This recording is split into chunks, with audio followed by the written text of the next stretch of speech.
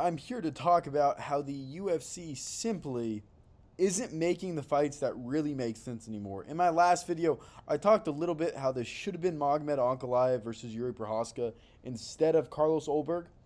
Although I do understand Ulberg getting the shot if Alex had the belt, but I simply just don't understand Yuri Ulberg. I understand much more of a Ankalaev Yuri.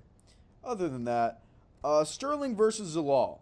I don't know where this brings us in the division. If you're going to go look at the featherweight rankings, where does that give Aljo any of a step up? Okay, he beats Zalal, so what? He just won his last fight, okay? This should be an Aljo versus Yair matchup, keeping him in the title picture, and then you can do Movsar versus Lerone. The Diego Lopez, also, that fight made no sense because you could have done him against Yair, but who's Yair fighting? Does Yair just no longer fight anymore in the UFC? Is he going to get cut? I simply don't understand what we're doing with some of these athletes. Like, who's Yair going to fight? Gene Silva? Yeah, you just retired him. Good job, man. You literally just retired. And so it's like there's guys whose matchups need to work. They need to make sense. Movsar versus Lerone makes sense. It should have been Yair versus Diego and then Sterling versus Silva. Okay, not Sterling versus Zalal. Like, these are matchups that I just simply don't understand, okay? And then going on to, the cards that they announced yesterday. All right. I'm fine with Della Maddalena versus Prates. Strickland versus Chimaev. Guys, it should have been Imavov, okay? It should have been Imavov. We are wasting... We've simply just gone to WWE-style matchmaking. I understand that this press conference will be the most interesting press conference probably of the last 5 years. Let's be for real here, okay? But Khamzat's a minus 600 favorite, and he would have been a minus 600 favorite against Imavov, so we might as well give it to the guy who's actually truly deserving, okay? I understand Strickland just had one of the better wins in the entire... him stopping Fluffy, was crazy, objectively. Okay, but let's look here. He's lost 2 out of his last 4 fights. In his last 2 wins, his last one was Paulo Costa before Fluffy, guys. He's on a 1-fight winning streak. Okay?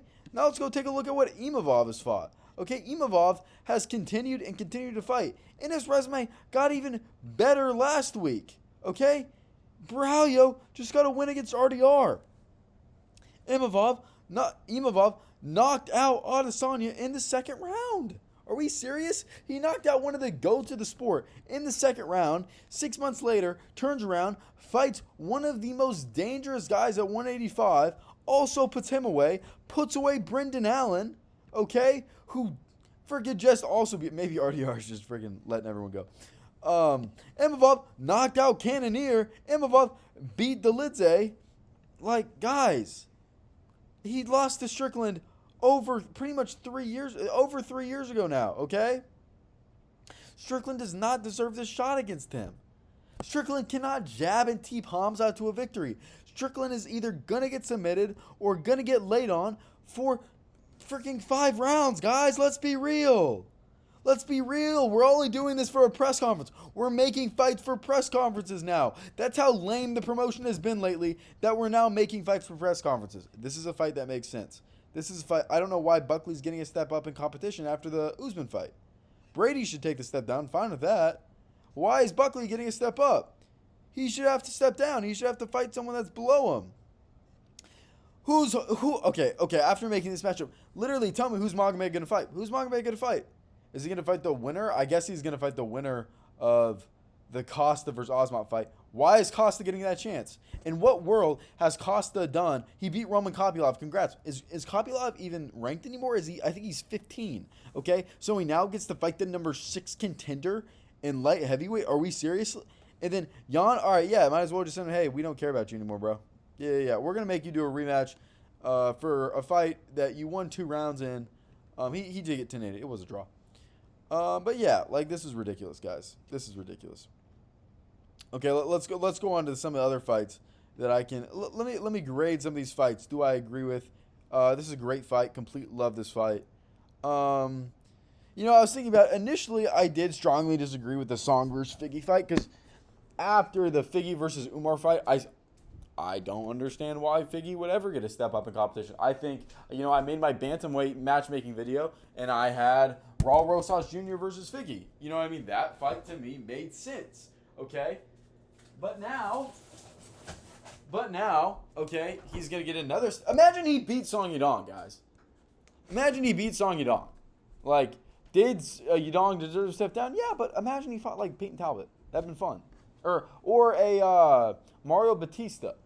You know what I mean? Like, these are fights that can be made. That makes sense. That makes sense.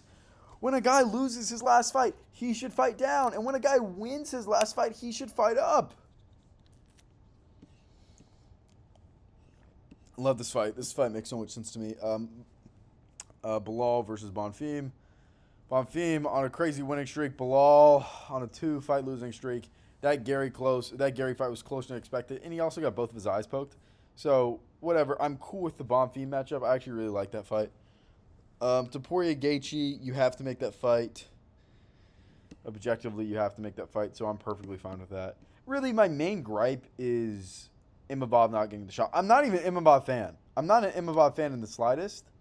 But, really, why can't we just have matchups that make sense anymore? Okay, I don't care about this fight. This fight, in my opinion, it should be, if he's going to fight anyone, it should either be Yair, because Yair's not booked, or Silva would be the second option, okay? Instead, he's fighting Zalal, and Aljo gets, if he beats Zalal, nothing changes. There is nothing good that comes from him out of, like, let's say he beats Zalal. Okay, he's going to get passed up for a title shot for this fight. And he's probably going to fight Gene Silva, so it's not worth anything fight. It's a stupid fight. Adesanya, it should have been Adesanya MVP. It would have been a boring striking fight, but that's just the fight that makes sense. Why can't we make fights that make sense anymore? I don't get it, okay? I feel like we only decide to make fights either that make objectively no sense. Like, to be fair, I'm not in the room, okay? I don't know who has a little injury, who accepts a fight, who declines a fight. But I don't know, man. I don't know. Maybe I'm just too rude from the side, but in my opinion, I'm just tired of matchmaking that, to me, I'm just kind of sick of. Again, should be Imavov. Love this fight. Should be like Talbot or something, guys. This should be an upcoming contender. Okay, I know it's in China, but still. Yeah, what is this fight? It should have been Pavlovich versus Blades, if we're being for real. Who did I have him up against? I forgot, but it was like, why are we giving, what's his name a fight? We're giving Josh Hokett a top 5 matchup. This is ridiculous, okay? What has Josh Hokett done in his UFC career to deserve to fight Curtis Blades? And by the way, these fights aren't on short notice. It's not like Josh Hokett stepped up on a day's notice. Yeah, I'll go fight Curtis Blades. Love it. Okay, like, we got to have a matchup, right? That totally makes sense, okay? But this was planned. We planned to give Josh Hokett a top 5 fight. That was in the plan. The plan is to give him a fight against Curtis Blades. That's ridiculous. That's ridiculous. And if he loses, now what? I just think that the UFC doesn't understand, like, hey, O'Malley lost. I guess it didn't crush the star. O'Malley loses twice against Merab. What do you do with him now? You know what I mean? It's like, yeah, let's say Merab goes out there and beats Jan. Who does Merab fight next? Are we seriously going to be doing a Merab versus, I don't even know. I guess Umar 2. That fight's, let's do Sean O'Malley 3 and 4. Regardless. Joke of a fight. This fight makes no sense at all. It's okay though. Azamat should have fought like Jan, which would have sucked for Jan, but Jan, to be fair, did also have a draw in his last fight. So, I mean, you just listen. If you win, you should fight up. If you lose, you should fight down. I don't. Is that crazy? Is that crazy? I don't feel like that's crazy. Okay. If you win your fight, you should fight up in the rankings. And if you lose your fight, you should fight down in the rankings. Instead, we are having guys who lose fight up and guys who win fight down, okay? You should only have to fight down whenever that's the only match that works. Like that, like an Umar versus Sean which should have been the fight that's happening. Okay, then don't get me started on the White House card. Let's talk about the White House card for a second, okay? Topuria Gaethje. First off, it shouldn't have been Gaethje versus Patty for the belt. That fight made no sense. So it's not, like, I don't blame Gaethje for getting the shot. Like, how it stood today, it needed to be Topuria versus Gaethje, not Topuria versus Arman. Like, he was given the interim belt. That's BS not to give him the shot. And then Alex Pereira versus Cyril Gane. Yeah, you know, if you can't get Jones, that's fine. That's fine. That's a big fight. That's a big fight. O'Malley versus Hobby. I mean, I guess. Like, the only reason why I can really understand making this fight, first off, should not be Sandhagen. Sandhagen, you just got 49-46 by Merab. There's no reason for you to be getting this fight. It should be O'Malley versus Umar. Like, you want a fight that matters? O'Malley versus Umar would be so hype, okay? Could O'Malley put away Umar? That is the only real rivalry going forward in bantamweight, okay? I mean, I guess Jan, O'Malley, Umar, Jan. But it's like, that. Who cares? Who cares about Zahabi? Let's get Umar versus O'Malley. Let's go. This is a joke of a fight. Why is Michael Chandler getting this opportunity?